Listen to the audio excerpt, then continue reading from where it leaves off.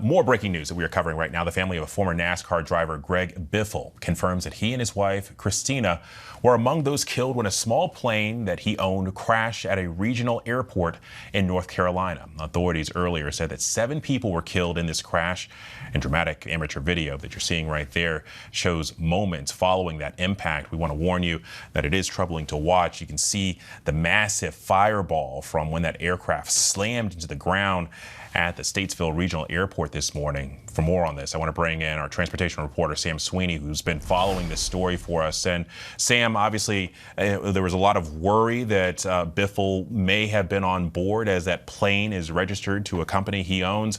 But what more are we learning this hour? We've now learned that he was, in fact, on board that plane, along with his wife, his 2 children. Also, 2 other people were on board. At least 2. There were 7 people on board total, I should say, including Biffle, his wife, and his kids. That plane was in the air less than 10 minutes. It had just taken off from that airport. Something went wrong and forced that pilot. We don't know who was flying. Biffle was a pilot, but we don't know if he was flying that plane.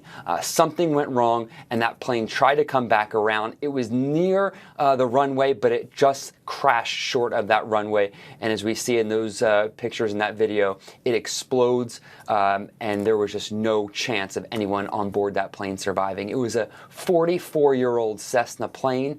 Biffle had been a longtime pilot. He was a helicopter pilot. He had flown a number of rescue missions during the aftermath of Hurricane Helene in Asheville, North Carolina. And now tonight, the NASCAR community is mourning. Well, certainly. And Sam, our affiliate in North Carolina is reporting that that particular airport, it's an uncontrolled airport, which means there's no control tower. Pilots are required to self-report their position. Look, obviously, this is going to be an ongoing investigation, and this is very much the early stages of that. But what comes next here?